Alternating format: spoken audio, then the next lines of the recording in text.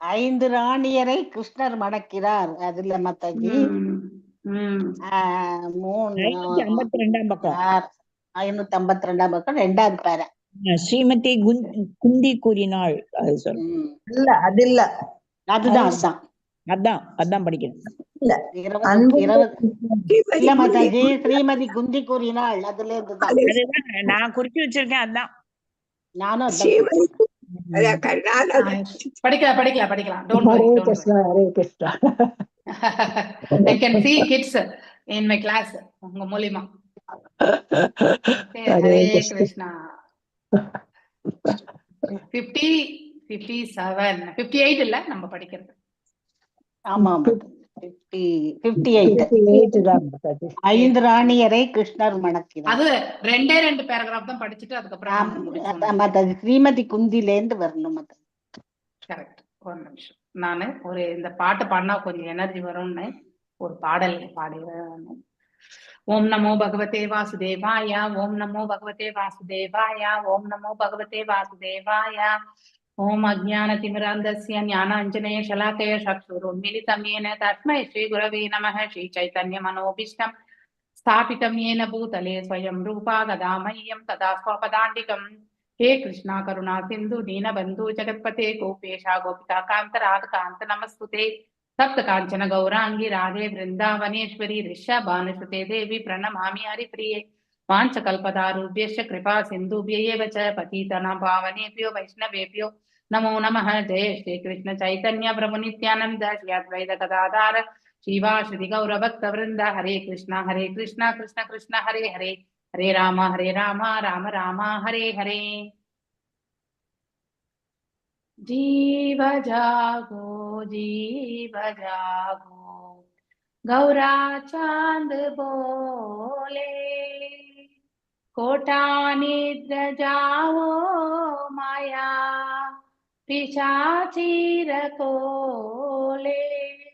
जीव जागो गौरा चांद बोले, कोटा निद्र जाओ माया पिशाचीर कोले. बाजी पो बोलिया हेशे संसारा बितारे, भूलिया रोहिलो तुम्ही आविद्यार बारे. जीव जागो गौरा चांद बोले, कोटा निद्र जाओ माया पिशाचीर कोले. तो मारे लोईते हामी होईनु अवतारा, आमी बीना बंधु हरा के आचे तुम्हारा. तो मारे लोईता हामी होईनु अवतारा, आमी बिना बंधु हरा के आचे तुम्हारा. जीव जागो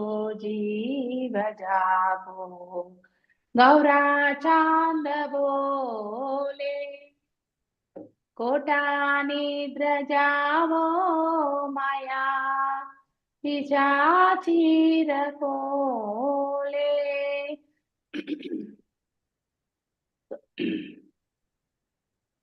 हे नीचे औषधि माया नसीबारो लागी, हरि नाम महामंत्र लावो तुमी मागी.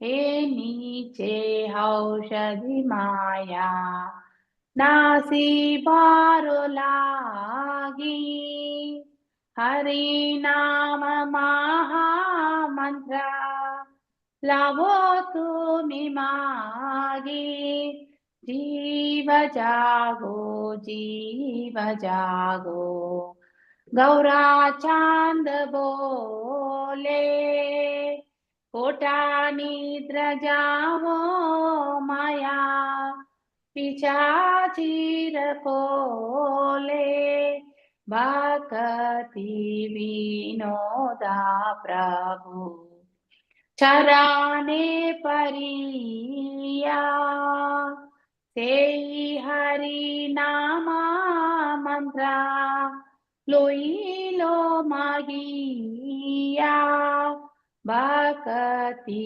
विनोदा प्रभु चराने परिया सेई हरि नामा मंत्रा लोईलो मगिया जीव जागो गोरा चांद बोले कोटा निद्र जावो माया पिशाचीर कोले हरे कृष्णा कृष्णा कृष्णा हरे हरे हरे राम राम राम हरे हरे हरे कृष्णा कृष्णा कृष्णा हरे हरे हरे राम राम राम हरे हरे. புஷ்பா மாதாஜி, உங்ககிட்ட இந்த தமிழ் விளக்கம் இருந்தா 4 வரி படிங்கோ. ஹரே கிருஷ்ணா மாதாஜி. தேங்க்யூ மாதாஜி. பாடலின் பொருள்: கௌரங்கரை அழைக்கிறார். உறங்கும் ஆத்மாக்களே விழித்துக் கொள்ளுங்கள்.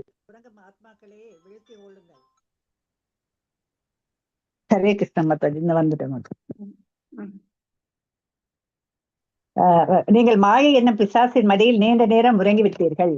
எம்பெருமானே, நான் உம்மை நிச்சயமாக வழிபடுவேன் என்று கூறி நீங்கள் இந்த உலகத்திற்கு வந்தீர்கள். ஆனால் அந்த வாக்குறுதிகளை மறந்து பெரும் அறியாமையில் உள்ளீர்கள். உங்களை காப்பதற்காகவே நான் அவதரித்துள்ளேன். என்னை தவிர உங்களுக்கு வேறு நண்பர்கள் யாரேனும் உளரோ? மாயையை அளிக்கும் அருமருந்தினை கொண்டு வந்துள்ளேன். இந்த ஹரிநாம மகா மந்திரத்தை வேண்டி பெற்றுக்கொள்ளுங்கள். பக்தி வினோத தாகூர் கௌரங்கரின் தாமரை திருவடிகளில் விழுந்து அந்த ஹரிநாம மகா மந்திரத்தை வேண்டி பெறுகிறான். ஹரே கிருஷ்ணா மாதாஜி. ஹரே கிருஷ்ணா. நாம் எல்லாரும் கூட அதே மாதிரி கௌரங்கருடைய பாதங்களில் நம்மளை சமர்ப்பித்து அந்த ஹரிநாமத்தை நாம கண்டிப்பா பெறணும். உங்களுக்கு ஒரு டிப்ஸ் சொல்லணும்னு நினைக்கிறேன்.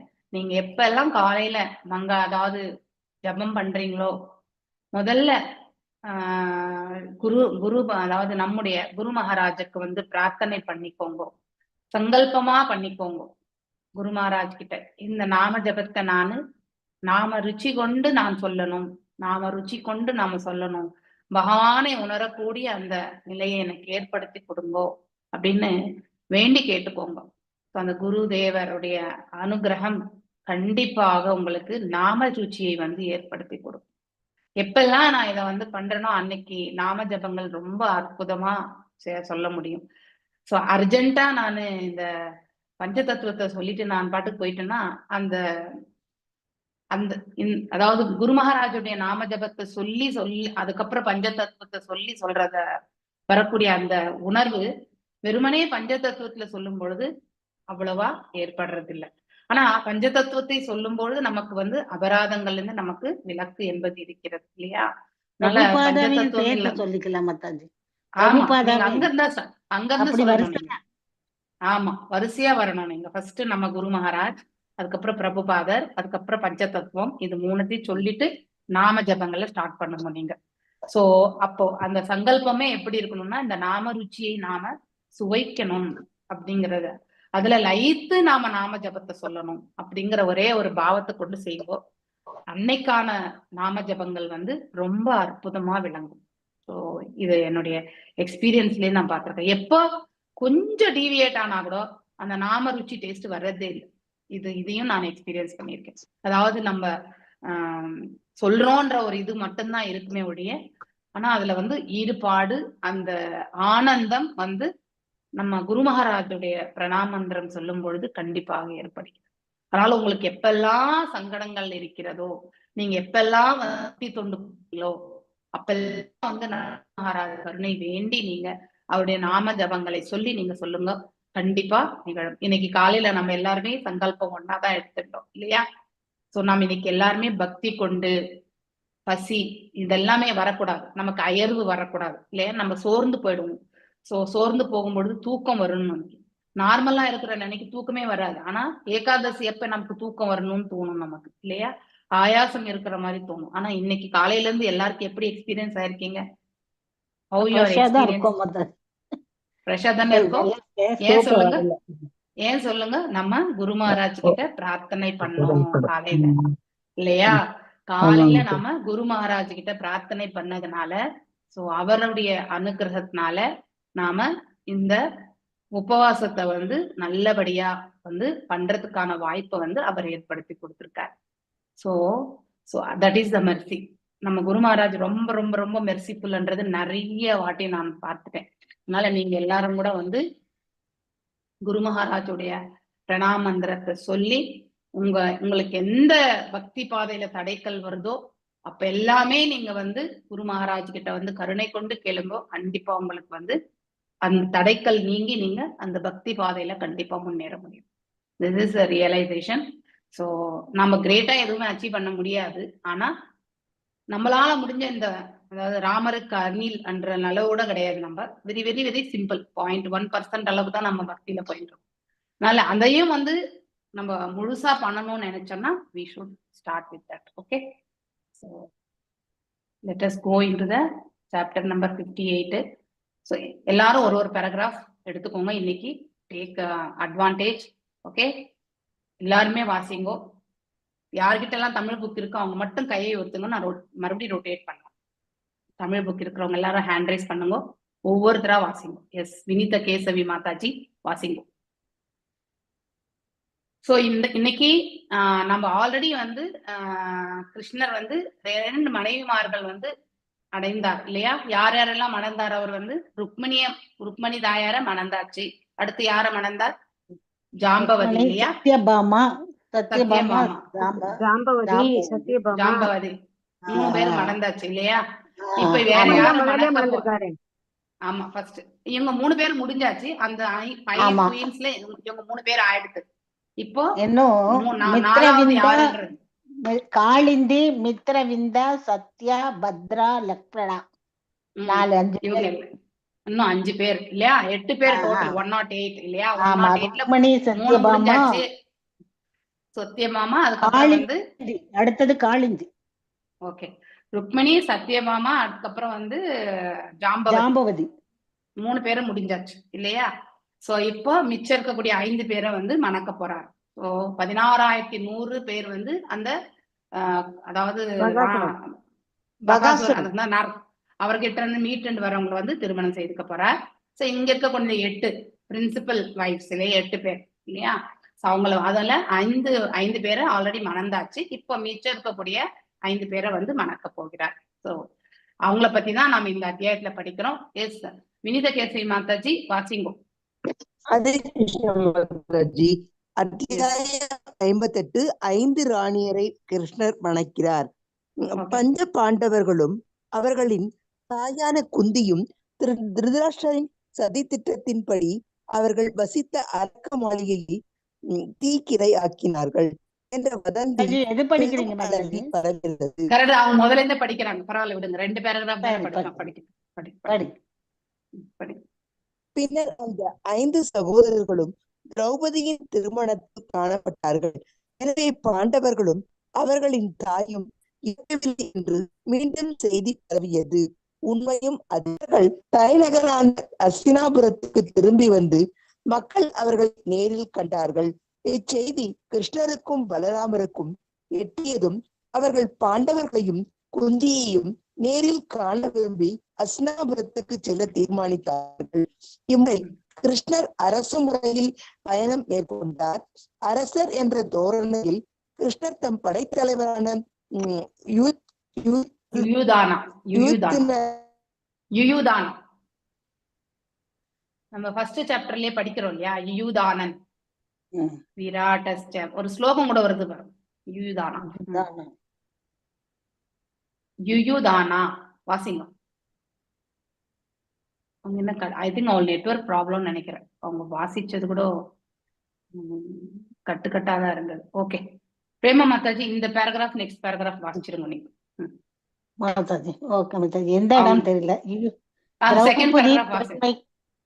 அவர் வசதியாக அதான் மாதாஜி பாண்டவர்களை சந்தித்த பிறகு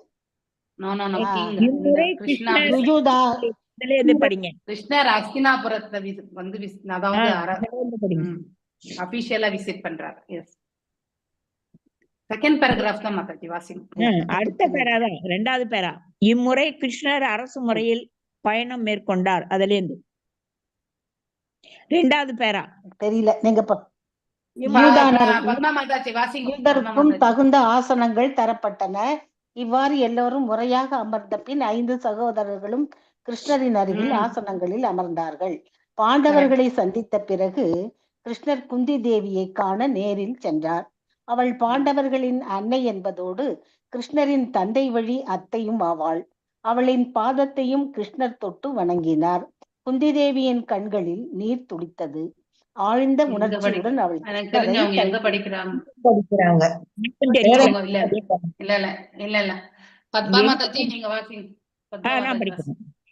இம்முறை கிருஷ்ணர் அரசு முறையில் பயணம் மேற்கொண்டார்.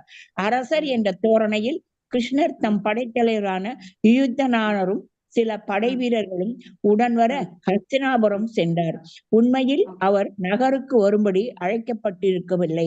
தம் பெரும் பக்தர்களான பாண்டவர்களிடம் கொண்டிருந்த பிரியத்தால் அவர்களை காண விரும்பி அங்கு சென்றார்.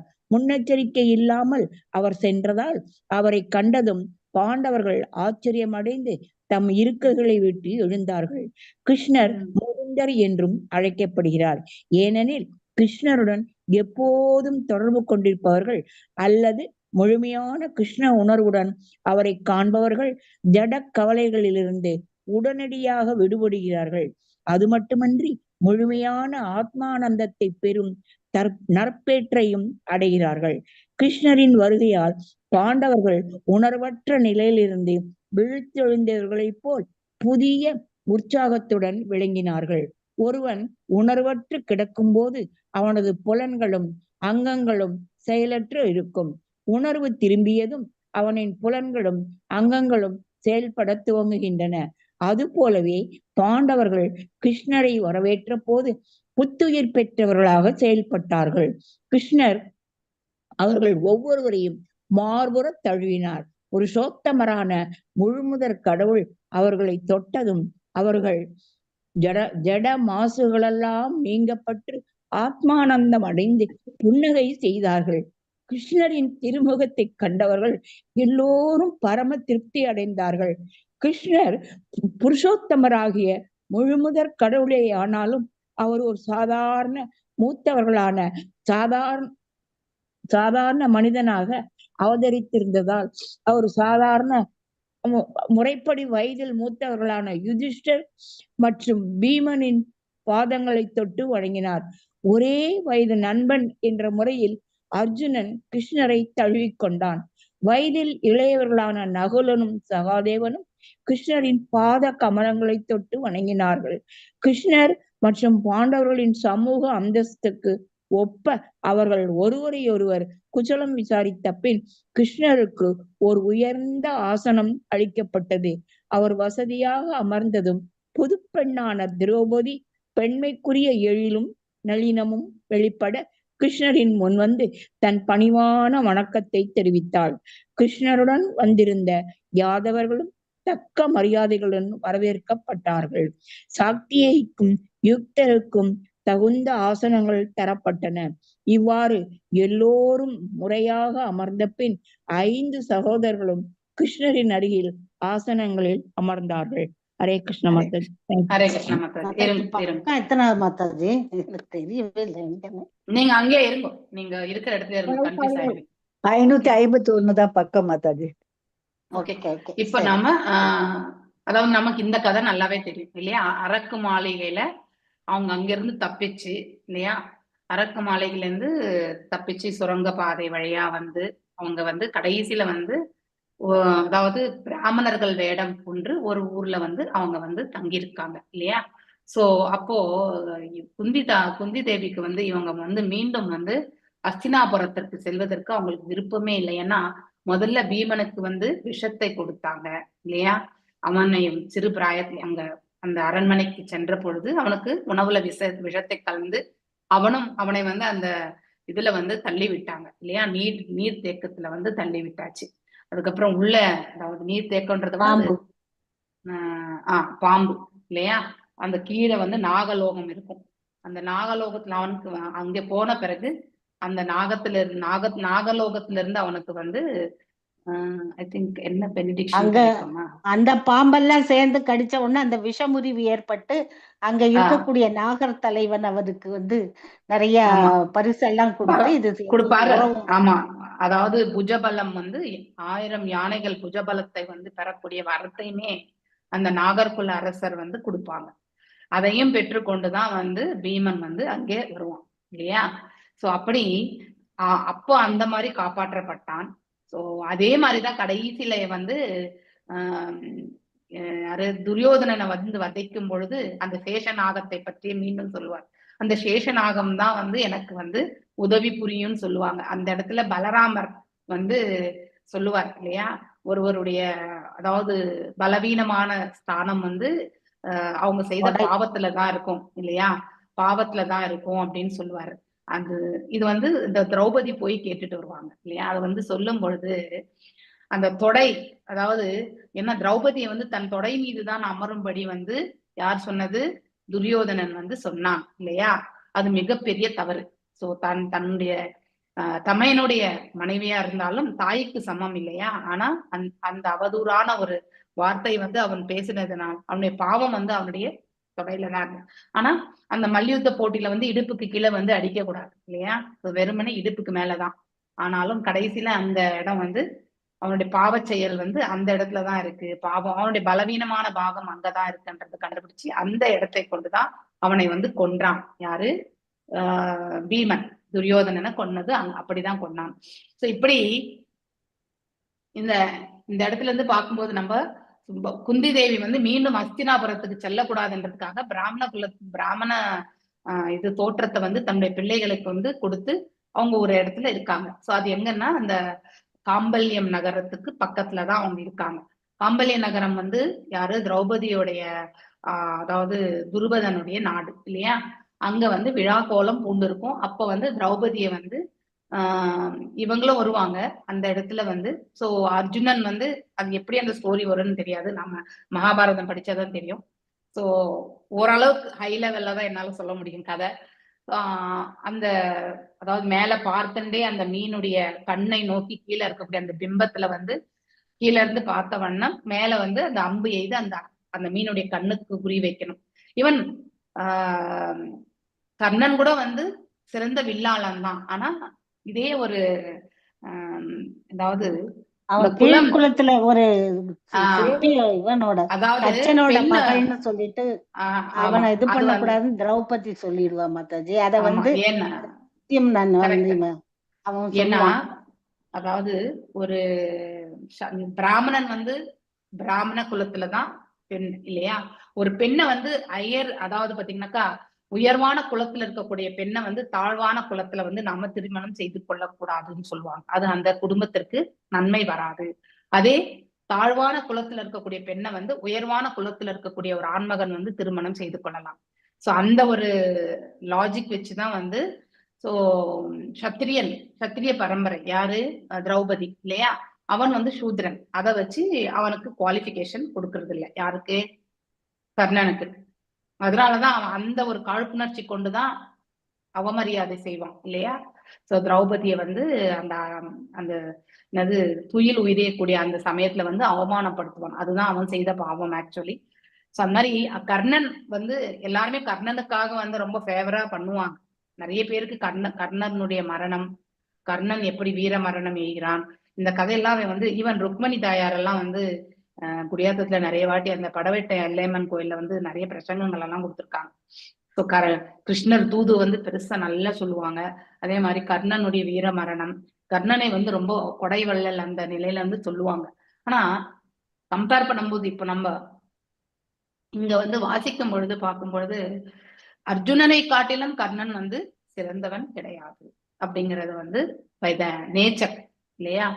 சோ அவன் ஞானத்தில் சிறந்தவன் இல்லையா, மேலும் வந்து மன்னிக்க கூடிய குணம் கொண்டவன், அதெல்லாமே உண்டு. ஆனா இவன் யாரிடத்துல சமர்ப்பணம், அதாவது துரியோதனத்துல சமர்ப்பணம். இவனும் அறப்பழக்கம் உண்டு, ஆனாலும் அவனுடைய சமர்ப்பணம் யாரிடத்துல, அதாவது அர்ஜுனர் வந்து பகவானிடத்துல சமர்ப்பணம், ஆனால் இவனுடைய சமர்ப்பணம் துரியோதனிடத்துல. அதனால்தான் association is very very important அப்படிங்கிறதையும் நாம் இதுல இருந்து நன்னா தெரிஞ்சுக்கலாம்.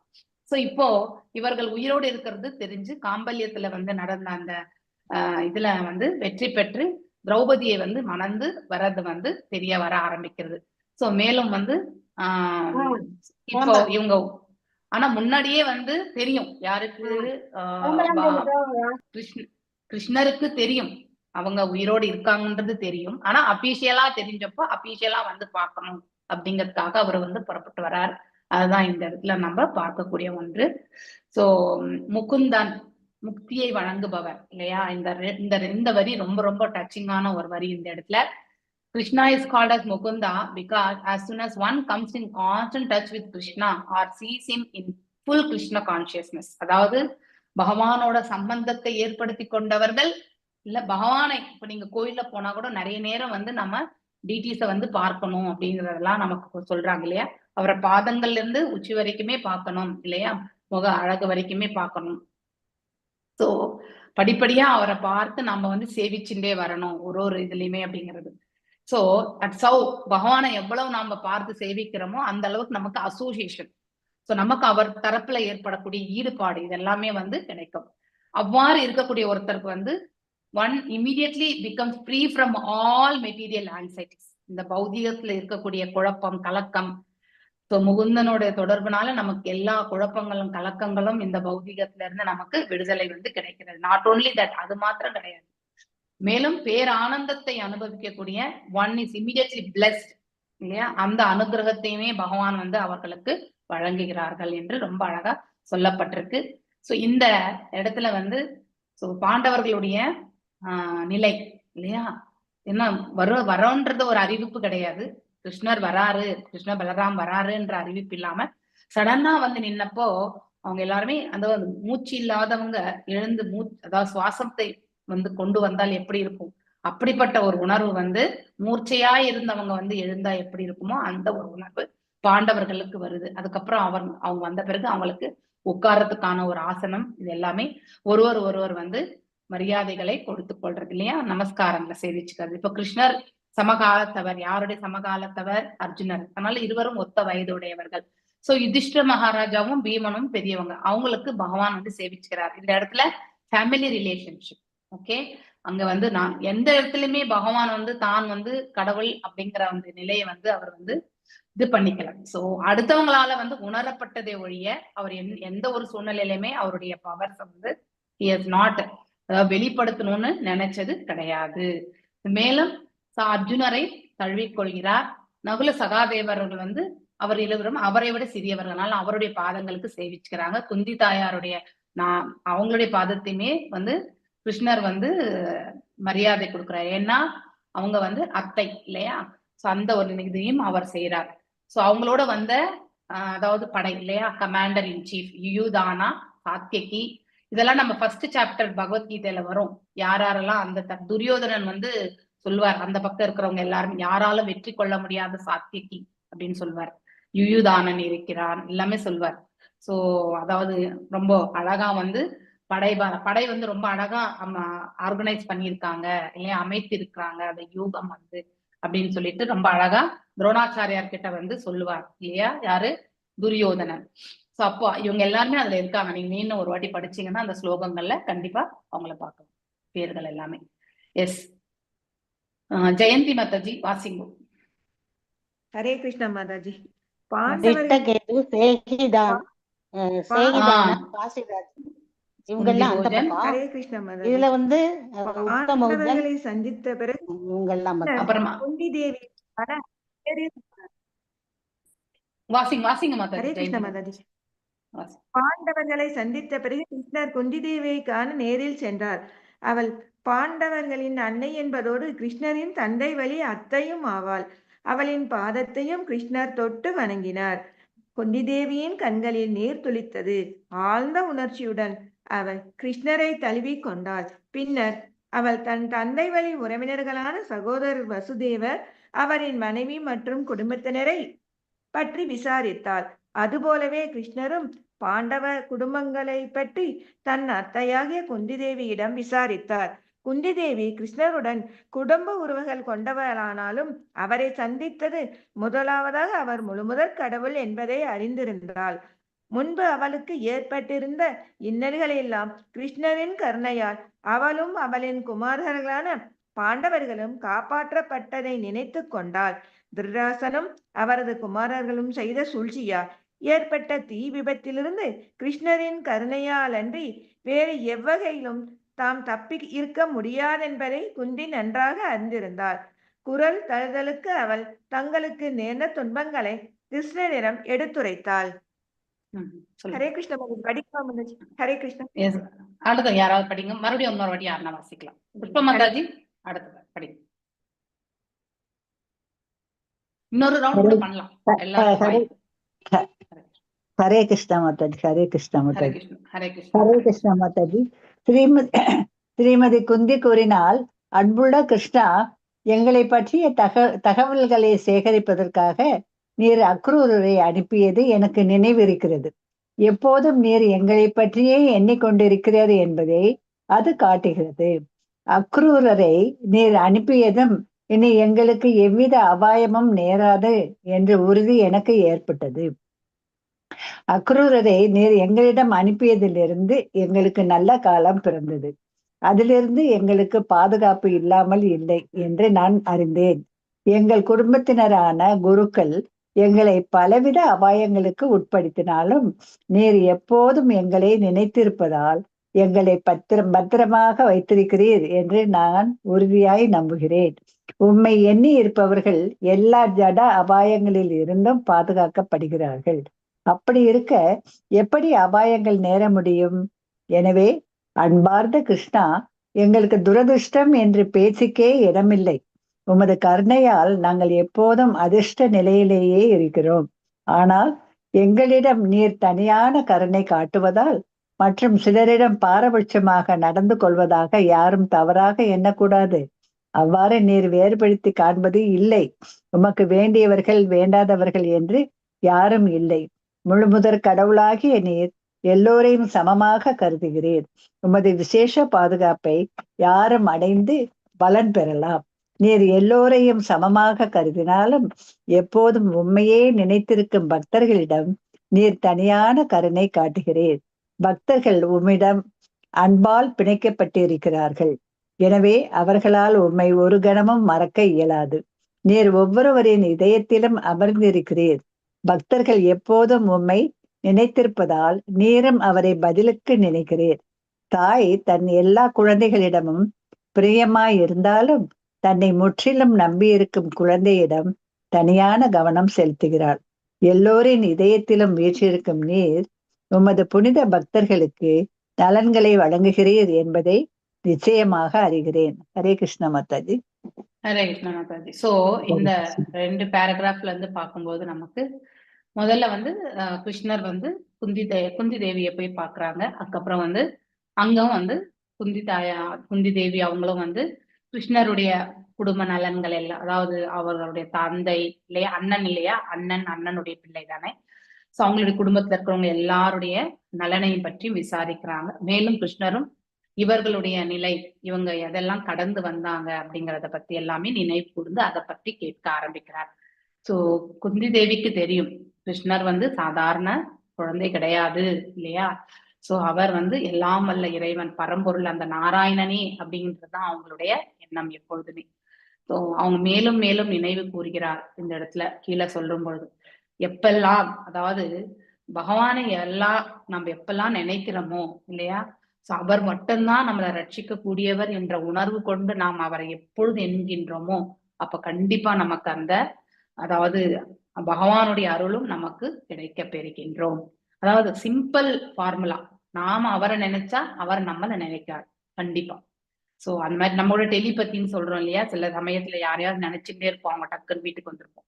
அதாவது விடாது நினைப்போம், ஆனா அவங்க அன்னைக்கு வீட்டுக்கு வருவாங்க இல்லையா. உன்னை பத்தி தான்ப்பா, ஈவன் போன் கால் கூட, இப்பதான்ப்பா நினைச்சேன் 100 ஆயுசு உனக்கு அப்படின்னு நம்ம சொல்றோமா இல்லையா. இது ஒரு சாதாரண பௌதீகத்துல நம்ம இப்படி. ஆனா இறைவனை நாம் எப்பொழுதுமே எண்ணிக்கொண்டு இருக்கும் பொழுது கண்டிப்பாக அவர் நம்மளோடதான் எப்பவுமே இருக்கார் அப்படிங்கறத நாம புரிஞ்சுக்கணும். இவங்க அந்த அரக்கு மாலைகள் இருந்து தப்பிச்ச பிறகு அக்ரூரை அனுப்பி இவங்களுடைய பாதுகாப்பு, இவங்க எங்க இருக்காங்க அப்படிங்கறது எல்லாமே விசாரிக்கிறதுக்காக அனுப்பியிருந்தார். அதை கேள்விப்பட்ட பிறகு குந்தி தாயார் என்ன நினைக்கிறாங்க, அதாவது பகவான், அதாவது கிருஷ்ணர் இருக்கார் நமக்கு கூடவே இல்லையா, அதனால நமக்கு எந்த பயமும் கிடையாது அப்படிங்கிறது அவளுக்கு ரொம்ப உறுதி கொண்ட மனசு வந்துருது. So we have been put into various, யாரால, இந்த குரு வம்சத்தினால அநேக அபாயகரமான நிலைகள்ல நாங்கள் தள்ளப்பட்டிருந்தாலும், ஆனால் உன்னை எப்பொழுதுமே நினைத்து கொண்டிருப்பதால் நாங்க எல்லா சங்கடங்களிலிருந்துமே நாங்க சுலபமாக வெளியில வர்றதுக்கு முடிஞ்சது அப்படிங்கறதையுமே இந்த இடத்துல சொல்றாங்க. சோ அதுல இருந்து ஒரு கருத்து என்னன்னா, நாம ஒரு சாதாரண பக்தர்கள், நாம எல்லாருமே ரொம்ப ரொம்ப சிம்பிளான பக்தர்கள் தான் இல்லையா, கனிஷ்ட நிலையில இருக்கிறவங்க. சோ பகவானை நாம எண்ணிக்கொள்ளும் பொழுது, ஜஸ்ட் சிம்பிளி எண்ணிக்கொள்ளும் பொழுதே நமக்கு எத்தனை அபாயங்கள் வந்தாலும் அதுல இருந்து நமக்கு பகவானுடைய ரட்சணை என்பது கண்டிப்பாக இருக்கிறது. சோ பக்தி, அதுக்கப்புறம் நாம அந்த 4 ரெகுலேஷன்ஸ் இதெல்லாமே நம்ம பண்ணிட்டே போனோம்னாலே நம்மகிட்ட இருக்கக்கூடிய தேவையற்ற கலங்கங்கள் போய் நம்ம ஒரு தூய பக்த நிலைக்கு வர்றதுக்கான வாய்ப்பு ஏற்படும். சோ இந்த சிம்பிளான பக்தி செய்யும் பொழுது கூட பகவான் நம்மளை என்னைக்குமே கைவிட மாட்டார் அப்படிங்கிற அந்த உறுதி மட்டும் நாம என்னைக்குமே வச்சுக்கணும். சோ எல்லோரிடத்திலுமே பகவான் பாரபட்சம் பார்ப்பவரா? கண்டிப்பா கிடையாது. Is not at all partial actually இல்லையா, டிபேட்டே இருக்குது. சோ பாரபட்சம் என்பது கிடையாது, எல்லாருக்குமே அவங்களுடைய கர்ம பலனுக்கு ஏற்றவாறு நன்மைகள் என்பது பகவான் கொடுத்துறாரு. ஆனா தன்னையே எண்ணிக்கொண்டு இருக்கக்கூடிய பக்தர்களுக்கு அவர் அருளும் பாலிக்கிறார் இல்லையா. சோ அது எப்படின்னா, ஒரு வீட்டுல 4 குழந்தைகள் இருந்தா எல்லா குழந்தைகளுமே ஒன்று போல இருக்காது. ஒரு குழந்தை ரொம்ப நல்ல சுறுசுறுப்பா இருக்கும், ஒரு குழந்தை ரொம்ப அதாவது டேலண்டடா இருக்கும், ஒரு குழந்தை கொஞ்சம் பிசிக்கலியோ மென்டலியோ வீக்கா இருக்கும். அப்ப அந்த தாய் என்ன பண்ணும்னா, நல்ல தன்னையே பாதுகாத்து கொள்ளக்கூடிய அந்த குழந்தைக்கு வந்து பெரிய அளவுல சப்போர்ட் தேவையில்லைன்னு நினைப்பாங்க இல்லையா. ஆனா வீக்கா இருக்கக்கூடிய அந்த குழந்தைக்கு நிறையவே ஊக்குவித்து அந்த குழந்தை அளவுக்கு எடுத்துட்டு வரணும் அப்படிங்கிற அந்த தன்மை ஒரு தாய்க்கு கண்டிப்பா உண்டு இல்லையா.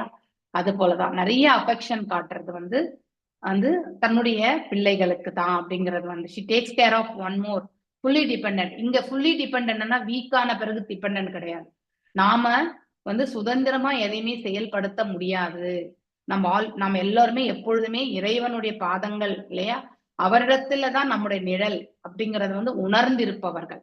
சுதந்திரமா செயல்படுறவங்க அவங்கவுங்களுடைய கர்ம பலனை செஞ்சு அதுக்கான நிலையை அடையிறாங்க. சோ பௌதிகவாதியா இருக்கிறவங்க எல்லாமே எப்பவுமே சுதந்திரமானவர்கள் என்று எண்ணக்கூடிய அந்த பக்குவம் அவங்களுக்கு உண்டு. அப்படிப்பட்ட பக்குவம் தான் இருக்கும்.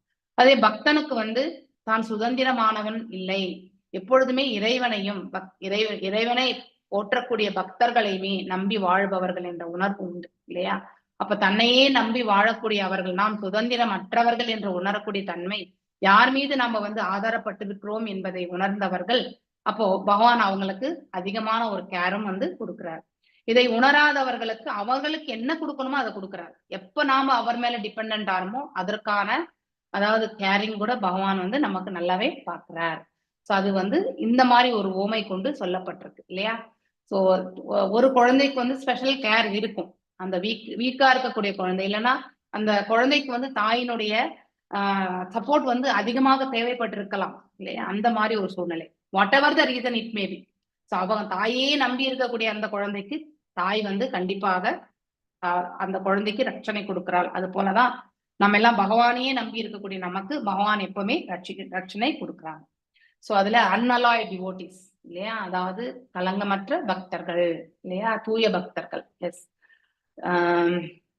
பிரேமா மாதாஜி இப்ப வாசிங்க நீங்க. ஹரே கிருஷ்ணா, அன்மியூட் பண்ணி வாசிங்கோ. கிருஷ்ணர் முழுமுதற் கடவுள் என்றும் எல்லோருக்கும் நண்பர் என்றும் யுதிஷ்டர் புகழ்ந்து பேசினார். பாண்டவர்களிடம் கிருஷ்ணர் தனியான கவனம் செலுத்தியதை குறிப்பிட்டு யுதிஷ்டர் கூறினார், அன்பான கிருஷ்ணா, நீர் எங்களிடம் தனியான கருணையுடன் அன்பு செலுத்துவதற்கு எங்கள் முந்தைய பிறவிகளில் என்ன புண்ணியங்கள் செய்திருக்கிறோம் என்பதை அறியோம்.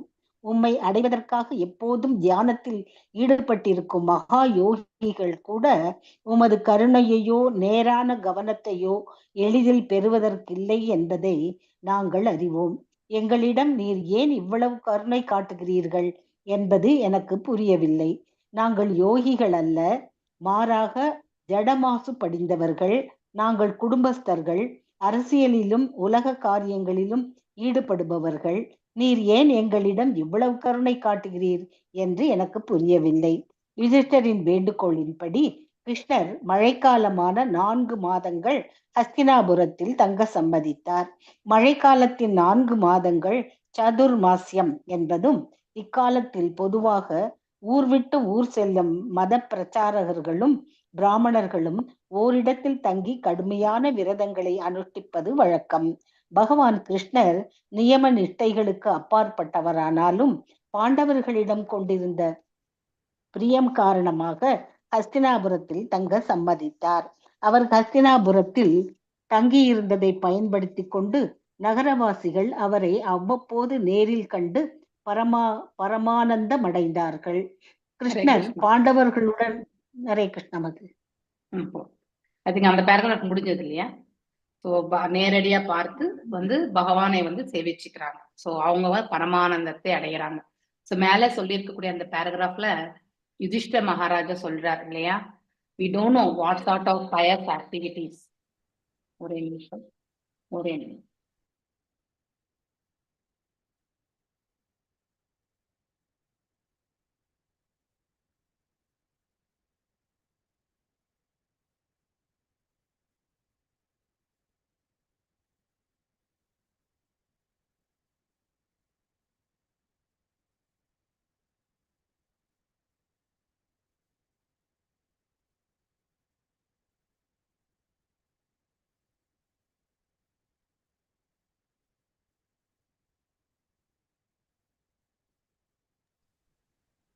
Okay, so Bhagavan, my dear Krishna, we don't know what sort of pious activities we have executed. இல்லையா, பூர்வ ஜென்மத்துல நாங்க என்ன நற்காரியங்கள் செய்தோமோ எங்களுக்கு தெரியாது இல்லையா.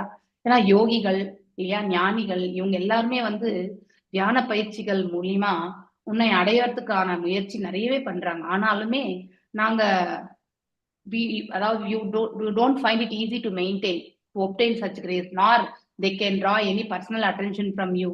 பகவான் சுலபத்துல அடையிறது கிடையாது இல்லையா. பக்தர்கள் மட்டும்தான் சுலபத்துல அடைவார். வேறவங்களுக்கெல்லாம் அவங்க பக்தியில நிலை பெற்றால் மட்டும்தான் அவங்களால அந்த யோகத்திலேயோ தியானத்திலேயோ நூழை அடைய முடியும். So I cannot understand why are you so kind to us. நீங்க எதுக்கு எங்க மீது இவ்வளவு அன்பு கொண்டிருக்கிறார்கள்? நாங்க யோகிகளும் இல்லையே, அப்படி நாங்க எல்லாம் ஒரு சாதாரண குடும்பஸ்தர்கள் தானே. இந்த அரசியல் விவகாரங்கள் எல்லாத்தையுமே நாங்க எங்களை ஈடுபடுத்தி கொண்டிருக்கின்றோம். ஆனாலும் எதற்கு நீங்கள் இவ்வளவு எங்க மேல அன்பு கொண்டிருக்கிறீர்கள் அப்படிங்கிறத சொல்றார். ஆனா இதுல ஒரு தாத்பரியத்தை புரிஞ்சுக்கணும். அவங்க எல்லாருமே அவதரித்ததுக்கான அவங்க எல்லாருமே பகவானுடைய அந்த கோலோகத்துல இருந்து வந்தவங்க தான் இல்லையா. சோ பகவான் வர்றதுக்கு முன்னாடி அவங்களுடைய தரஃப்லேனியா இல்லையா, அவங்களுடைய சகாக்கள் எல்லாம் இந்த இடத்துல முன்னாடியே அனுப்பிடுவார். அதுக்கப்புறம் தான் அவருடைய அவதாரம். அதே மாதிரி அவர் இங்கிருந்து செல்வதற்கு முன்னாடி அவங்க எல்லாருமே மீண்டும் அந்த பழைய இடத்திற்கே அனுப்பிட்டு தான் அவர் அவருடைய அவதாரத்தை முடிச்சுட்டு போவார். சோ அதே மாதிரிதான் இந்த எதுக்கள் எல்லாமே அவ்வாறுதான் ஆனார்கள் இல்லையா. சோ எல்லாத்திற்குமே ஒரு காரணம். என்ன காரணம்? இந்த பூமி பாரத்தை குறைக்கிறதுக்கு தான் பகவானே அவதரிச்சிருக்கார் இல்லையா. பூதாயி பசுவின் வடிவில பிரம்மரிடம் முறையிட்டு இல்லையா, பிரம்மர் மற்றும் எல்லா சிவன் மற்றும் பிற தேவர்கள் எல்லாமே பார்க்கடல் அந்த ஓரத்துல போய் நின்னுண்டு சோ மகாவிஷ்ணு அதாவது க்ஷீரோத கஷாய விஷ்ணுவிடம் பிரார்த்திச்சப்போ கண்டிப்பாக அவதாரம், அதாவது அந்த எந்த காலத்துல அவர் அவதரிக்கணுமோ அந்த காலத்துல நான் கண்டிப்பா வருவேன் என்ற அந்த வாக்குறுதியை கொடுத்திருந்தார் இல்லையா. சோ அனைத்துமே அவர் காலத்தினுடைய ரூபமும் அவர்தான். மேலும் வந்து அவருடைய விருப்பத்திற்கேற்றவாறு தான் எல்லா செயல்களுமே இங்க நிகழ்ந்த வண்ணம் இருக்கு. சோ இவங்க எல்லாருமே பகவானுடைய தொண்டு ஆற்றுவதற்காக படைக்கப்பட்டவர்கள் இல்லையா? இந்த ஒரு பெரிய காரியத்துல இவங்க எல்லாருமே முக்கியமான கதாபாத்திரங்கள் இல்லையா? மேலும் இவர்கள் தர்ம வழியில் நடப்பவர்கள். சோ எங்கே தர்மம் என்பது இருக்கின்றதோ அங்கே இறைவனும் கண்டிப்பாக இருக்கிறார். அதனாலதான் பகவான் வந்து இவர்களோட அசோசியேஷன் இல்லையா? பீயிங் ரிக்வெஸ்டட் பை அதாவது அப்புறம் யுதிஷ்டர் சொல்றாரு, இங்கே 4 மாதங்கள் தங்குங்க அப்படின்னு சொல்லிட்டு சொல்றாங்க. இப்ப சதுர் மாசம் வர்றதுனால நமக்கு தான் சதுர் மாசத்தை பத்தி தெரியும் இல்லையா? அந்த மழை காலத்துல வந்து சோ பிற ஜீவராசிகளை வந்து நாம அதிகமாக நடமாடக்கூடிய காலகட்டம் இல்லையா? சோ பாம்பெல்லாம் பாத்தீங்கன்னாக்கா நிறையவே மழை காலத்துலதான் வெளியில வரும் இல்லையா? அதனால எந்த ஒரு ஜீவராசிக்குமே வந்து தொந்தரவு கொடுக்க கூடாது என்பதற்காக தான் அந்த காலத்துல ரிஷி முனிகள் எல்லாம் ஓரிடத்துல இருந்து கொண்டு அவங்க வந்து பிரசங்கங்கள் எல்லாம் செய்தாங்க இல்லையா? அதே மாதிரிதான் வந்து இங்க இருக்கும்படி இவர் வந்து பணிக்கிறார். ஆனா பகவான் வந்து இந்த ரெகுலேட்டிவ் பிரின்சிபல்ஸ்க்கு எல்லாமே அப்பாற்பட்டவர் இல்லையா? Is above all. அதனால அவர்கள் வேண்டிக் கொண்டதுக்கு இணங்க பகவானும் அங்கே தங்குறார். சோ இந்த வாய்ப்பை அதாவது பயன்படுத்தி கொண்டு அஸ்தினாபுரத்து மக்கள் வந்து பகவானை சேவிக்கிறதுக்காக வந்து செல்கிறார்கள். அந்த தெய்வீகமான ஆனந்தத்தை அவர்கள் வந்து கிருஷ்ணரை நேருக்கு நேரு பார்க்கும் பொழுது அனுபவிக்கிறார்கள். எஸ் வினிதா கேசவி மாதாஜி, உங்களுடைய ஆடியோ உங்களுடைய நெட்வொர்க் நன்னா இருந்தா வாசிங்கோ. ஓகே, ஹரே கிருஷ்ணா. ஒரு பேராகிராஃப். எஸ் மாதாஜி, இப்ப கொஞ்சம் நெட்வொர்க் நல்லா இருக்குங்க மாதாஜி, அது கொஞ்சம் நிறுத்துங்க. படிக்கட்டுமா மாதாஜி? வாசிங்க. கிருஷ்ணர் பாண்டவர்களுடன் தங்கியிருந்த போது ஒரு நாள் அவரும் அர்ஜுனனும் காட்டில் வேட்டையாடச் சென்றார்கள். அவர்கள் இருவரும் அனுமானின் உருவத்தை தாங்கிய கொடியை உடைய ரதத்தில் சென்றார்கள். அர்ஜுனனின் விசேஷ ரதத்தில் அனுமானின் உருவம் அமைந்த கொடி இருந்ததால் அவன் கபித்வஜன் என்றும் அழைக்கப்பட்டான். கபி குரங்காகிய அனுமான், துவஜ கொடி. அர்ஜுனன் வில் மற்றும் வெல்லுதற்கரிய அம்புகளை உடையவனாய் கவசம் தரித்து புறப்பட்டான். புலிகளும் மான்களும் மற்றும் பல மிருகங்களும் கொண்ட காட்டுப்பகுதியினுள் அர்ஜுனன் புகுந்தான். மிருகங்களை கொல்வதற்காக கிருஷ்ணர் அர்ஜுனுடன் செல்லவில்லை. அவருக்கு எந்த பயிற்சியும் தேவையில்லை. அவர் எல்லாம் நிறைந்தவர். வருங்காலத்தில் போரில் பல பகைவர்களை கொல்ல வேண்டிய அர்ஜுனன் தகுந்த பயிற்சி பெற்றிருக்கிறானா என்பதை காண்பதற்காக கிருஷ்ணர் அவருடன் வேட்டைக்கு சென்றார். காட்டில் அர்ஜுனன் பல புலிகளையும் பன்றிகளையும் எருமைகளையும் காண்டா மிருகங்களையும் மான்களையும் முயல்களையும் முள்ளம் பன்றிகளையும் இதர பல மிருகங்களையும் அம்புகளால் துளைத்து கொன்றான். மடிந்த மிருகங்களில் யாகசாலைக்கு தகுதியானவைகளை வேலையாட்கள் மூலம் யுதிஷ்டரிடம் அனுப்பி வைத்தான். கொடிய மிருகங்களான புலிகள் காண்டா மிருகங்கள் போன்றவை அவை காட்டில் மற்றவர்களுக்கு தொல்லை தராமல் இருப்பதற்காக கொல்லப்பட்டன. முனிவர்களும் பல புனிதர்களும் காட்டில் வசிப்பதால் கொடிய மிருகங்களால் அவர்களுக்கு இன்னல்கள் ஏற்படாமல் பார்த்து கொள்வது சத்திரிய அரசர்களின் கடமையாகும். காட்டிலும் அமைதி நிலவச் செய்வது அவர்களின் பொறுப்பு. நெக்ஸ்ட் வர கண்டினியூ பண்ணுவோம் மாதாஜி, இல்ல யாரும் படிக்கட்டும். கலாவதி மாதாஜி இருக்கா உங்ககிட்ட? வாசிங்க. எஸ் மாதாஜி. ஹரே கிருஷ்ணா மாதாஜி. வேட்டையாடி களைத்திருந்த அர்ஜுனன் தாகசாந்திக்காக யமுனை நதிக்கரைக்கு கிருஷ்ணருடன் சென்றான். இது கிருஷ்ணர்களும் அர்ஜுனனும் திரௌபதியும் சில சமயம் கிருஷ்ணா என்று அழைக்கப்படுவது உண்டு. யமுனை நதிக்கரையை அடைந்து கை கால்களை கழுவி கொண்டு யமுனையின் தெளிந்த நீரை பருகினார்கள். அப்போது அவர்கள் திருமண வயதடைந்த ஒரு இளம் பெண் நதிக்கரையில் தனியாக உலவியதை கண்டார்கள். அவள் யார் என்று விசாரிக்கும்படி கிருஷ்ணர் தன் நண்பனான அர்ஜுனனை அவளிடம் அனுப்பினார். கிருஷ்ணரின் கட்டளைப்படி அர்ஜுனன் அந்த அழகிய பெண்ணை அணுகினான். அவள் வசீகரமான உடற்கட்டும் பளிச்சிட்ட பற்களும் சிரித்த முகமும் கொண்டிருந்தாள். அர்ஜுனன் அவளிடம் பேசினான். அன்பார்ந்த பெண்ணே, உயர்ந்த மார்பகங்களை உடைய நீ மிக அழகாய் இருக்கிறாய். நீ யாரென்று அறியலாமா? இங்கு தன்னந்தனியே நீ உலாவுவது எங்களுக்கு ஆச்சரியமாக இருக்கிறது. நீ இங்கு வந்ததன் நோக்கம் என்ன? ஒரு தகுந்த கணவனை தேடி வந்திருக்கிறாய் என்று நாங்கள் எண்ணுகிறோம். உனது நோக்கத்தை நீ தெரிவித்தால் நாங்கள் அதை நிறைவேற்ற முயற்சிக்கிறோம். அந்த அழகிய பெண் வேறு யாருமல்ல, யமுனை நதியே ஒரு பெண்ணாக உருவெடுத்து வந்திருந்தாள். அவள் கூறினாள், ஐயா, நான் சூரிய தேவனின் புதல்வி. இப்போது நான் பகவானாகிய விஷ்ணுவை கணவராக அடைய விரதங்களும் தவங்களும் மேற்கொண்டு வருகிறேன். அந்த புருஷோத்தமனே எனக்கு தகுந்த கணவர் என நான் கருதுகிறேன். என் நோக்கத்தை பற்றி நீர் கேட்டதால் என் விருப்பத்தை உமக்கு தெரிவிக்கிறேன். படிக்கலாம் மாதாஜி. போறோம் இருங்க, மறுபடியும் ஒரு வாட்டி ரொட்டேஷன். மாதாஜி. ஓகே, இதுல நமக்கு பெரிய அதாவது பிலாசபி எதுவும் இல்லை, இது ஜென்ரலா தான் இருக்கு. ஸோ காட்டுல இருக்கக்கூடிய மிருகங்கள் வந்து அந்த சதுர் மாசத்துல வந்து வதைக்கப்படுறது எதுக்காக வேட்டையாடினார் அர்ஜுனர் என்பது, ஏன்னா காட்டுல சில ரிஷி முனிவர்கள் எல்லாம் தவங்கள் எல்லாம் பண்றாங்க. ஸோ அதனால இவங்க எல்லாம் இந்த கொடிய விலங்குகள் வந்து அவங்களுக்கு எந்த தொந்தரவு கொடுக்க கூடாது என்ற ஒரு நோக்கத்திற்காக வந்து அர்ஜுனர் வந்து கொள்கின்றார். மேலும் அந்த அதாவது அந்த வேட்டையை முடிச்சிட்டு யமுனை நதிக்கரையோரத்துல வராங்க. அர்ஜுனரும் கிருஷ்ணருமே வந்து அந்த நீரை பருகின பிறகு அந்த இடத்துல ஒரு பெண்ணை பார்க்கிறாங்க, அழகான பெண்ணை. அவளை பற்றி விசாரிக்கணும்ன்றத வந்து கிருஷ்ணர் சொன்னப்போ அர்ஜுனரும் வந்து அங்கே சென்று விசாரிக்கிறார்.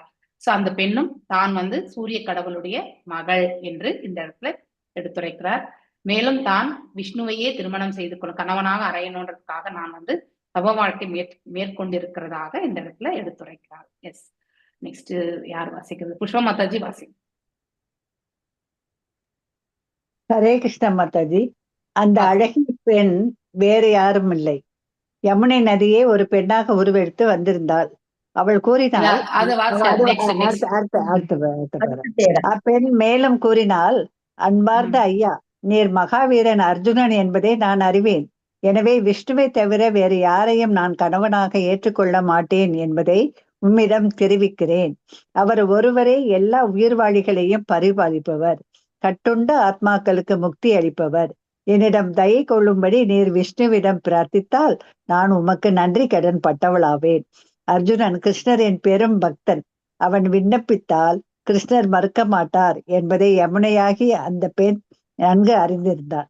கிருஷ்ணரை நேரடியாக அணுகுவது ஒருவேளை பயன் தராமல் போகலாம், ஆனால் அவரை அவரின் பக்தன் மூலம் அணுகினால் வெற்றி நிச்சயம். அவள் அர்ஜுனனிடம் மேலும் கூறினாள், என் பெயர் காளிந்தி, யமுனை நீரினுள் வாழ்கிறேன். என் தந்தை அன்புடன் யமுனை நதியினுள் எனக்கு ஒரு மாளிகை அமைத்து கொடுத்திருக்கிறார். பகவானாகிய கிருஷ்ணரை காணும் வரை நீரினுள் இருப்பதென்று நான் உறுதி பூண்டிருக்கிறேன். காளிந்தியின் வேண்டுகோளை அர்ஜுனன் கிருஷ்ணருக்கு தெரிவித்தான். எல்லா இதயங்களிலும் உரையும் பரமாத்மாவான கிருஷ்ணர் அதை ஏற்கனவே அறிந்திருந்தார். மேலும் விவாதிக்காமல் கிருஷ்ணர் காளிந்தியை ஏற்றுக்கொண்டு ரதத்தில் அமரச் சொன்னார். பின்னர் மூவரும் யுதிஷ்டரிடம் சென்றார்கள். ஹரே கிருஷ்ண மாதாஜி. இப்போ இல்ல ஒரு பேராகிராஃப் எல்லாருமே ரொட்டேஷன். ஓகே, இப்போ வந்து காளிந்தி அவங்கள வந்து திருமணம் செய்துக்க போறார் இல்லையா? சோ அத பத்தி இந்த இடத்துல சொல்லும்போது, என்னுடைய பெயர் காளிந்தி, நான் வந்து இந்த யமுனை நதிக்கரையில சூரிய கடவுளால ஒரு அதாவது அவருக்கு ஒரு அரண்மனையே கட்டி கொடுக்கப்பட்டிருக்கு உள்ள. சோ மேலும் வந்து கிருஷ்ணரை தான் திருமணம் செய்து கொள்ளணும் அப்படிங்கறதுதான் அவளுடைய இது. சோ மேலும் இங்க அதாவது இதுல இருந்து ஒரு கருத்தை நம்ம எடுத்துக்கணும். நம்ம டைரக்டா வந்து கடவுளை வந்து ரீச் ஆகிறத விட ஒரு பக்தர் மூலியமா ரீச் ஆனோம்னா நமக்கு கருணை வந்து கிடைக்கும் இல்லையா? ஸோ ஐ திங்க் இதே கதை தான் நம்ம எங்க படிச்சோம் இல்லையா? நான் படிச்சேன், நீங்க இன்னும் நீவே தான் படிக்க போறீங்க, ஆல்ரெடி படிச்சிருக்கீங்க. 15th chapter first கேண்டோல. ஓகே, பாண்டவர்களுக்கு ஒரு அழகான அரண்மனை இல்லையா? அதாவது இந்திரபிரஸ்த நகரை வந்து நியமித்து கொடுத்தவன் யாரு? ஒரு அசுரன் இல்லையா? தானவா எனக்கூடிய அசுரன். அந்த இந்திரபிரஸ்தம் என்பது காண்டவ பிரஸ்தம் என்று பெயர் அதுக்கு இல்லையா? வெறும் காடுதான் இருந்தது. அதாவது பேரன் லேண்ட் சொல்லுவாங்க அப்படின்னா ஒண்ணுமே ஒரு புல் பூச்சி கூட சரியா அங்க வந்து அதாவது அந்த இடத்துல வந்து பயிர் விளைச்சல் எல்லாம் எதுவுமே வராது. அங்க வெறும் பாம்புகள் அந்த மாதிரி வந்து காண்டவரஸ்தமா இருந்தது. அந்த காண்டவரசத்தை வந்து அக்னியால வந்து கொளுத்தும் போது நிறைய நாகங்கள் வந்து அழிந்தது. அது ஒரு கதை.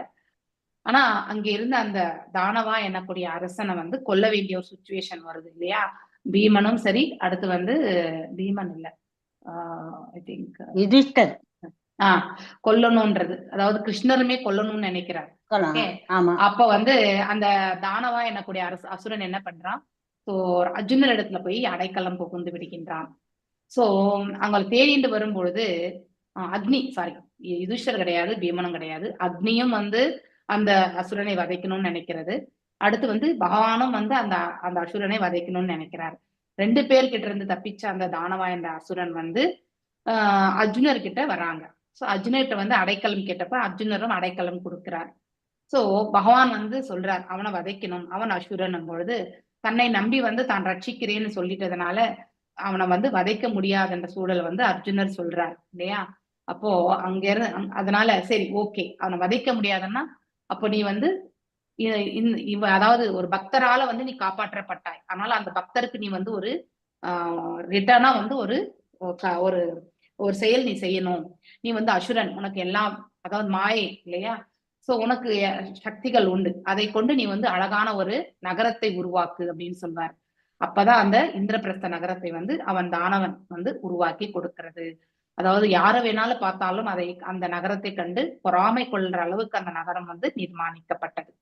சோ இப்போ இந்த ஒரு இன்சிடென்ட்ல வந்து அங்க ஒரு அழகான ஒரு ஓமை வந்து சொல்லப்பட்டிருக்கும்.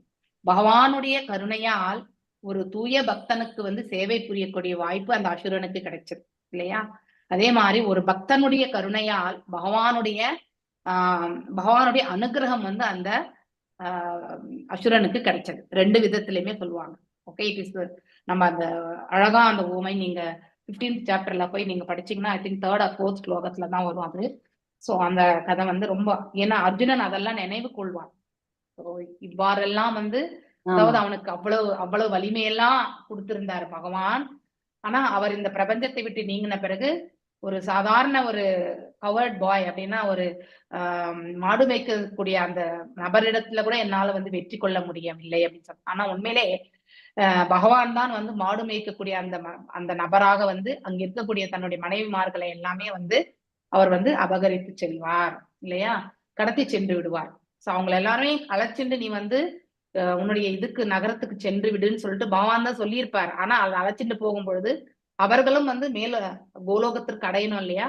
சோ அப்போ பகவானே வந்து அந்த சாதாரண மாடு மேய்க்கக்கூடிய நபராக வந்து அர்ஜுனரை வந்து வீழ்த்தி அவங்களை எல்லாருமே அபகரிச்சு செல்வார். சோ அந்த ஒரு நிலையும் நம்ம வாசிச்சிருக்கோம். சோ அந்த ஒரு இதுதான் நம்ம இங்க இந்த இடத்துல பார்க்கின்றோம். சோ அதாவது நம்ம எந்த இடத்துல விட்டோம்னா Krishna by king help constructing suitable, அதுதான் இந்த இடத்துல வருதுன்னு நினைக்கிறேன். Correct. Vishwakarma by great architect Vishwakarma the celestial engineer. அதாவது ஆர்கிடெக்சர்னா பிளான் எல்லாம், ஆனா அந்த தானவா என்னக்கூடிய அந்த அசுரன் தான் வந்து அந்த நகரத்தை வந்து நிர்மாணிச்சு கொடுக்கறது ஆக்சுவலி. சோ இந்த பேராகிராஃப் படிச்சுட்டுமா நம்ம படிக்கல மொத்தம் இன்னும் ஓகே படிக்கல. Okay fine. காளிந்தி வந்து அதாவது கிருஷ்ணரை வந்து கிருஷ்ணா இமிடியட்லி அக்செப்டட். 3 பேர் போறாங்க ரதத்துல, அதான் பார்த்தேன். Okay okay. சோ அவங்க எல்லாருமே வந்து அந்த ரதத்துல போயிட்டு யுதிஷ்ட மகாராஜா வந்து பார்க்கறாங்க. ஓகே, இதோட தான் படிச்சோம் இல்லையா. அடுத்து மணிமேகலை மாதாஜி வாசிங்க. ஹரே கிருஷ்ணா மாதாஜி. மாதாஜி இதுல 15th 8th ஸ்லோகம் மாதாஜி, அந்த தானவா அந்த அரக்கன் நாட்டுத்தி வர்றது 15th 8th. Okay fine. 8th ஸ்லோகமா? Okay fine. 15th சாப்டர், ஆனா ஸ்லோகம் நம்பர் எனக்கு ஞாபகம். மாதாஜி பாண்டவர்களின் துறவுல அர்ஜுனன் நினைவு கூறுவார் மாதாஜி இதையெல்லாம். ஆமா ஆமா ராஜ்யசபா கட்டினது இந்த மாதிரி ஒரு கதை தான் மாதாஜி. அதான் சொல்றாங்க மாதாஜி. ஹரே கிருஷ்ணா. தஞ்சம் அடைகிறாரு. உடனே கிருஷ்ணர் அந்த இது மயன் தான மயன் தானவா அண்டா வருதாங்க. அங்க மயன் போட்டிருக்கு மாதாஜி. அந்த இது பாப்போம், விடுங்க. we can read மாயா சக்தி. இதன் பின் ராஜா யுதிஷ்டர் விஸ்வகர்மாவை கொண்டு தமக்கு தகுதியான ஒரு மாளிகையை அமைத்து தரும்படி கிருஷ்ணரை வேண்டினார். உடனே கிருஷ்ணர் தேவலோக சிற்பியான விஸ்வகர்மாவை வரவழைத்து யுதிஷ்டரின் விருப்பப்படி ஒரு அதிசயமான நகரத்தை உருவாக்கி தந்தார். நகரம் அமைக்கப்பட்டதும் யுதிஷ்டிரர் கிருஷ்ணரை மேலும் சிறிது காலம் தம்முடன் தங்குபடி கேட்டுக்கொண்டார். கிருஷ்ணர் மகாராஜா யுதிஷ்டரின் வேண்டுகோளை ஏற்றுக்கொண்டு அங்கு மேலும் பல நாட்கள் தங்கியிருந்தார். அது சமயம் கிருஷ்ணர் காண்டவ வனத்தை அக்னி தேவதனுக்கு அளிப்பதான லீலைகளை புரிவதற்கு விரும்பினார். அந்த வனம் தேவேந்திரனுக்கு சொந்தமானது. வலிமை தரவல்ல பல வகையான மூலிகைகளை கொண்ட காண்டவ வனத்தை உடல் வலிமை பெறுவதற்காக அக்னி தேவன் உண்ண விரும்பினான். ஆனால் நேரடியாக அக்காட்டை அணுக அவன் விரும்பவில்லை. எனவே அவன் கிருஷ்ணரின் உதவியை வேண்டினான். அவன் முன்பு கிருஷ்ணருக்கு சுதர்சன சக்கரத்தை அளித்திருந்ததால் அவர் அவனிடம் பிரியமாய் இருந்தார். எனவே அக்னியை திருப்திப்படுத்துவதற்காக கிருஷ்ணர் அர்ஜுனனின் சாரதியாக ரதத்தில் அமர்ந்து இருவரும் காண்டவவனம் சென்றார்கள். காண்டவவனத்தை உண்ட பின் அக்னி தேவன் மிகவும் மகிழ்ச்சியடைந்து காண்டீவம் என்ற சிறப்பான வில்லையும் 4 வெள்ளை குதிரைகள் பூட்டிய ரதத்தையும் எவராலும் வெல்ல முடியாத சிறப்புள்ள 2 அம்புகளை கொண்ட அம்புரா துணியையும் அர்ஜுனனுக்கு அளித்தார். காண்டவ வனத்தை அக்னி தேவன் விழுங்கிய போது அங்கு அகப்பட்டிருந்த மாயா என்ற அசுரனை அர்ஜுனன் காப்பாற்றியதால் அவன் அர்ஜுனனின் சிறந்த நண்பனாகி அர்ஜுனனை திருப்திப்படுத்துவதற்காக விஸ்வகர்மா அமைத்து கொடுத்த நகரில் ஒரு சபா மண்டபத்தை கட்டித்தந்தான். அந்த சபா மண்டபத்தின் சில இடங்கள் புதர்களாக அமைக்கப்பட்டிருந்ததால் அதை காண வந்த துரியோதனன் நீர் இருந்த இடத்தின் நிலம் என்றும் நிலத்தை நீர் என்றும் எண்ணி தடுமாறினான். இதனால் கோபமடைந்த துரியோதனன் பாண்டவர்களின் செல்வ சிறப்பை கண்டு பொறாமை கொண்டு அவர்களின் தீராத பகைவனானான். ஹரே கிருஷ்ண மாதாஜி. திரௌபதி அப்பதான் சிரிச்சிருவா மாதாஜி. அதனாலதான் கோபம் வந்துரும் உனக்கு. வேற யாரா வாசிக்கிறீங்களா? ஹரே கிருஷ்ணா. நான் படிக்கிறேன் மாதாஜி. இருங்க இது வரைக்கும் வாசிக்காத, இல்லைன்னா நீங்க தான் வாசிப்பீங்க. ஹரே கிருஷ்ணா. ஓகே, வாசிங்க. யாருமே கையை தூக்கல. சில நாட்களுக்கு பின்னர் கிருஷ்ணர் யுதிஷ்டரின் அனுமதியை பெற்று ஹஸ்தினாபுரத்தில் வசித்த யதுக்களின் தலைவரான சாத்யகியுடன் தன் நாட்டுக்கு சென்றார். காளிந்தியும் கிருஷ்ணருடன் துவாரகைக்கு சென்றாள். அங்கு சென்ற பின் கிருஷ்ணர் காளிந்தியை மணப்பதற்காக நன்னாளை பண்டிதர்களான ஜோதிடர்களின் ஆலோசனையின்படி தேர்ந்தெடுத்து மிகுந்த கோலாகலத்துடன் அவளை மணந்தார். இத்திருமணம் இருதரப்பு உறவினர்களுக்கும் மகிழ்ச்சி அளித்தது. இப்போது உஜ்ஜைன் என்றழைக்கப்படும் அவந்திபுரத்தின் அரசர்களான விந்தா, அனுவிந்தா ஆகிய இருவர் இருந்தார்கள். அவர்கள் துரியோதனின் அதிகாரத்துக்கு உட்பட்டிருந்தார்கள். அவர்களுக்கு மித்ரவிந்தா என்ற ஒரு சகோதரி இருந்தாள். அவள் தகுதிகள் பல நிறைந்தவள், கற்றறிந்தவள், சிறந்த அழகி. கிருஷ்ணரின் அத்தைகளில் ஒருத்தியின் மகள். அவளின் சுயவரம் அரச குமாரர்கள் அடங்கிய சபையில் நடைபெற இருந்தது. ஆனால் அவள் கிருஷ்ணரை தன் கணவராக அடைய வேண்டுமென்று தீவிரமாக விரும்பினாள். சுயவரம் நடைபெற்ற போது அங்கு வந்திருந்த கிருஷ்ணர் பல அரச குமாரர்களின் முன்னிலையில் மித்ரவிந்தாவை பலவந்தமாக கடத்தி சென்றார். கிருஷ்ணரை தடுக்க இயலாத அரச குமாரர்கள் ஒருவரை ஒருவர் பார்த்தபடி வாளாயிருந்தனர். ஹரே கிருஷ்ணா. ஜெயந்தி மாதாஜி வாசிங்க. இது ஸ்டோரியா தான் இருக்கு, அதுல நிறைய விளக்கங்கள் இல்லை. வாசிங்க. ஹரே கிருஷ்ண மாதாஜி. இந்த நிகழ்ச்சி பிறகு கிருஷ்ணரை கோசல நாட்டு மன்னரின் மகளை மணந்தார். பெயர் அஜித். மிகுந்த தர்மவான், வேதப்படி நடப்பவன். அவனின் மகளான சத்யா அஜித்தின் மகளாக நக்னஜிதி என்று அழைக்கப்பட்டாள். நக்னஜித் தன்னிடமிருந்த பலம் வாய்ந்த 7 எருதுகளை அடக்கக்கூடிய ஒரு வீரனுக்கு தன் மகளை மனம் முடிக்க விரும்பினான். அரச வம்சத்தினர் எவராலும் அந்த எருதுகள் எந்த அரசகுமாரனையும் தம்மிடம் அணுகவிடவில்லை. பல அரசகுமாரர்கள் கோசல நாட்டுக்கு வந்து எருதுகளை பணிய வைக்க முயன்று தோற்று போனார்கள். இந்த செய்தி எங்கும் பரவி கிருஷ்ணரை எட்டியது. சத்யாவை மணக்க 7 எருதுகளை அடக்க வேண்டும் என்று செய்தி கிருஷ்ணரை அடைந்த போது அவர் கோசல நாட்டுக்கு செல்ல தயாரானார். பல வீரர்கள் புடைசூழ கிருஷ்ணர் கோசல நாட்டின் பகுதியான அயோத்தியாவுக்கு அரச முறையில் பயணம் மேற்கொண்டார். சத்யாவை கரம் பிடிக்க கிருஷ்ணர் வந்திருப்பதை அறிந்த கோசல நாட்டு மன்னன் மிகவும் மகிழ்ச்சி அடைந்தான். தகுந்த மரியாதைகளுடன் அவன் கிருஷ்ணரை சிறப்பாக வரவேற்றான். கிருஷ்ணருக்கு தகுந்த ஆசனம் அளித்து தக்க முறையில் உபசரித்தான். கிருஷ்ணரும் தம் வருங்கால மாமனாரான கோசல மன்னனுக்கு உரிய மரியாதைகளை வழங்கினார். Hare Krishna Mataji. Thank you. Hare Krishna Mata. Thank you Mataji. Yes sir. வேற யார் வாசிக்கிறீங்க இப்போ? பத்மா மாதாஜி வாசி.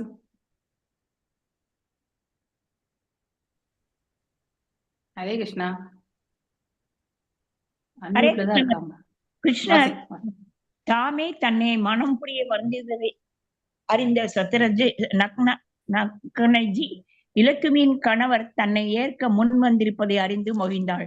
அவரை மனம் புரிய வேண்டும் என்று வெகு நாட்களாக ஆவல் கொண்டிருந்த அரசகுமாரியான நக்னஜிதி தன் ஆவல் நிறைவேற வேண்டும் என்பதற்காக பல விரதங்களை அனுஷ்டித்து வந்தாள். அவள் எண்ணலானாள், நான் நற்செயல்கள் புரிந்து கிருஷ்ணரை என் கணவராக அடைய வேண்டுமென்று உண்மையாகவே விரும்பியிருந்தால் கிருஷ்ணர் என் விருப்பத்தை பூர்த்தி செய்வாராக.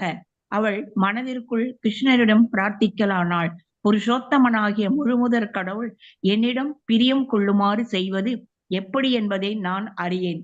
அவர் எல்லோருக்கும் எஜமானர். அவருக்கு இரண்டாவது ஸ்தானத்தை வகிக்கும் இலக்குமியும் சிவபெருமானும் பிரம்மதேவனும் மற்றும் பல தேவர்களும் பகவானை பயபக்தியுடன் வணங்குகிறார்கள். பக்தர்களின் விருப்பங்களை நிறைவேற்றுவதற்காக பகவானும் சில சமயங்களில் பூமியில் அவதரிக்கிறார். அவர் மகோனதமானவராகையால் அவரை திருப்தி செய்வது எப்படி என்பது எனக்கு தெரியவில்லை. புருஷோத்தமனாகிய முழுமுதற் கடவுள் காரணங்களுக்கு அப்பாற்பட்ட தம் கருணையை பக்தரிடம் காட்டினால் அவரை திருப்திப்படுத்துவது சாத்தியமல்லவென்று அவள் எண்ணினாள். இது போலவே சைத்தன்ய மகாபிரபு தம் சிருஷ்டாஷ்டகத்தில் பிரார்த்திக்கிறார், பிரபுவே, நான் உமது நித்திய தாசன். எப்படியோ நான் இந்த ஜட இருப்புக்குள் விழுந்து விட்டேன். என்னை நீர் தூக்கி எடுத்து உமது பாத கமலத்தில் ஒரு தூசி துகளாக பொருத்திக் கொள்வீரானால் அது உமது நித்திய சேவகனுக்கு நீர் செய்யும் பேரு உபகாரமாகும். சேவை மனப்பான்மையுடன் பணிந்து நடப்பது மட்டுமே பகவானை திருப்திப்படுத்தும் ஒரே வழி. ஆன்மீக குருவின் மேற்பார்வையில் பகவானுக்கு தொண்டு செய்வது அதிகரிக்கும் போது அவரை அடையும் பாதையில் நாம் மேலும் முன்னேறுகிறோம். நாம் அவருக்கு தொண்டு செய்கிறோம் என்பதால் மட்டும் அவரின் கருணையை எதிர்பார்க்க முடியாது. அவர் நமது சேவையை ஏற்றுக்கொள்ளலாம், ஏற்காமலும் இருக்கலாம். ஆனால் சேவை மனப்பான்மையின் மூலம் மட்டுமே அவரை நான் திருப்தி செய்ய இயலும். வேறு வழி எதுவும் இல்லை. பக்திமானான நக்னஜி கிருஷ்ணர் தாமே தம் அரண்மனைக்கு வந்ததால் மகிழ்ச்சியடைந்து தனக்கு தெரிந்த முறைகளில் தம் சக்திக்கு உட்பட்ட வகைகளில் அவருக்கு வழிபாடு செலுத்தினான். பகவானிடம் அவன் இவ்வாறு பிரார்த்தித்தான், அன்பார்ந்த பகவானே, நீர் பிரபஞ்சம் முழுமைக்கும் உடைமையாளர், உயிரினங்களின் புகலிடமாக நாராயணர். நீர் தம்மில் நிறைவு பெற்றவர், ஐஸ்வர்யங்கள் நிரம்ப பெற்றவர். எனவே உமக்கு நான் தரக்கூடியது என்ன இருக்கிறது? நீர் திருப்தி அடைய வகையில் நான் என்ன தரக்கூடும்? அது சாத்தியமல்ல. ஏனெனில் நான் முக்கியத்துவம் எதுவும் இல்லாத ஒரு பிறவி. உமக்கு சேவை செய்யக்கூடிய சக்தி என்னில் எதுவும் இல்லை. கிருஷ்ணர் எல்லா உயிரினங்களிலும் உறையும் பரமாத்மா. எனவே அவர் சத்தியாவின் உள்ள கிடக்கையை அறிந்திருந்தார். மன்னன் சோ இங்க இந்த பேராகிராஃப் ரொம்ப ரொம்ப முக்கியமான, இது வரைக்கும் கதை தான் நமக்கு இல்லையா? சோ அந்த இடத்துக்கும் போறார், கோசல நாட்டுக்கு போறார். கோசல நாட்டினுடைய மன்னனுடைய மகளை திருமணம் செய்யணும்னு சொல்லிட்டு அந்த 7 காளைகளை அடக்கி, சோ அங்கே அந்த அதாவது அந்த மணமகள் இல்லையா, அதாவது அந்த அரசனுடைய மகள் சின்சியரா இல்லையா பகவானை சேவிக்கிறான். she began to offer prayers to Krishna mentally, மானசீகமா தன்னுடைய பிரார்த்தனைகளை பகவான்கிட்ட வைக்கிறான். என்னன்னு வைக்கிறான் ஆக்சுவலி, அதாவது நான் தர்ம காரியங்கள் என்னுடைய சக்திக்கு தகுந்த போல நான் தர்ம காரியங்கள் செய்திருப்பது உண்மை என்றால் இல்லையா, சோ அதுல சின்சியாரிட்டி இல்லையா, அதுல நான் செய்தது எல்லாமே அத சின்சியரா சொல்றதுக்குன்னா முக்கியத்துவம் இல்லையா, அதாவது அதற்கான அந்த செயலுக்கான முக்கியத்துவத்தை உணர்ந்து இல்லையா, பக்தி தொண்டு என்பதனுடைய முக்கியத்துவத்தை உணர்ந்தறிந்து செய்யணும் பக்தி எப்பவுமே. அப்படிப்பட்ட ஒரு பாவத்திலிருந்து நான் செய்திருந்தா பகவான் என்னுடைய பிரார்த்தனை வந்து இந்த நீண்ட நாட்களாக இருந்த என்னுடைய பிரார்த்தனை வந்து நிறைவேற்றட்டும் அப்படின்னு சொல்லிட்டு அவருடைய பிரார்த்தனை வந்து மானசீகமா செய்யறா.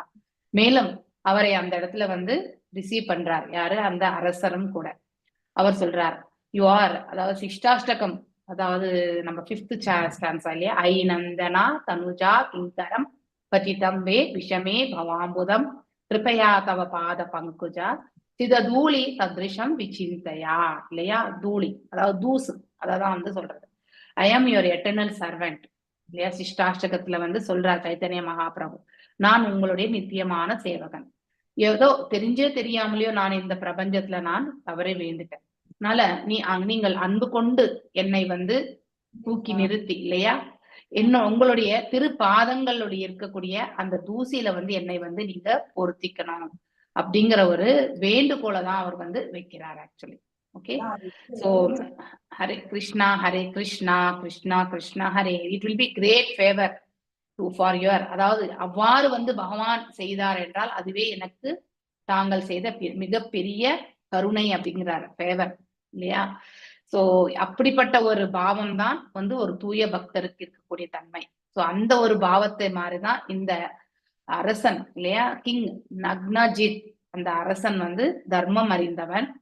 அவரை வந்து பகவான வந்து கிருஷ்ணரை வந்து வரவேற்கின்றான். மேலும் அவருக்கு நமஸ்காரங்கள் இல்லையா.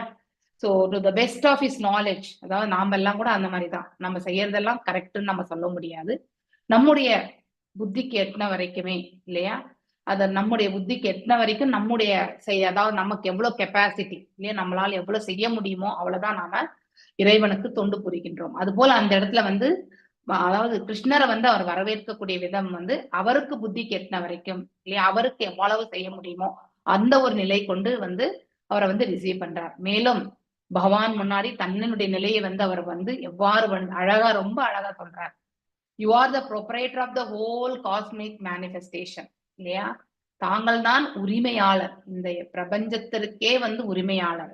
நாராயணரும் அனைத்து ஜீவன்களும் தங்களிலே வந்து உறைவிடம் இல்லையா, எல்லாமே வந்து அவராலதான், அவர் தான் தாங்கின்னு இருக்காரு எல்லாருமே, இந்த பூமண்டலத்தை எல்லாம் அவர் தான் தாங்கின்னு இருக்கார். யூ ஆர் செல்ஃப் சஃபிஷியன்ட், அவர்கிட்ட எல்லாமே இருக்கு இல்லையா. அண்ட் உங்களுடைய and please with your personal appliances, உங்களுக்கு எல்லாமே இருக்கு, பகவானுக்கு எதுவுமே நம்ம கிட்ட தேவையே கிடையாது. அதனால so how can I offer you anything, நான் என்ன உங்களுக்கு கொடுக்க முடியும், உங்களை திருப்திப்படுத்துற அளவுக்கு கொடுக்கக்கூடிய ஒன்று என்னிடத்துல என்ன இருக்கு இல்லையா. How good I please you, எந்த மாதிரியான ஒரு அதாவது ஆஃபரிங், அதாவது சமர்ப்பணத்தை கொடுத்தா, ஏதாவது தானத்தை கொடுத்தா, தானம் என்றது கிடையாது, ஆஃபரிங்னா வந்து படைக்கிறது, எந்த ஒரு இதை வந்து நான் படைச்சா உங்களை வந்து திருப்திக்கு அடுத்த முடியும். So it is not possible, அதாவது அவருடைய புத்திக்கு எட்டின வரைக்குமே பகவானுக்கு எல்லாமே உண்டு, எதை கொடுத்தாலுமே பகவானுக்கு வந்து திருப்திப்படுத்த முடியுமா அப்படிங்கிற ஒரு கேள்விக்குறி, ஆப்புலன்சஸ் இல்லையா. Because I am an insignificant living பீயிங்னு சொல்லிட்டார் இல்லையா. சோ அதாவது தன்னுடைய நிலை, நாம எல்லாரும் கூட அந்த மாதிரிதான், நாம எல்லாம் ஒரு உயிர் வாழி, ஆனா முக்கியத்துவம் என்பது நமக்கு தேவையற்ற ஒன்றுதான்.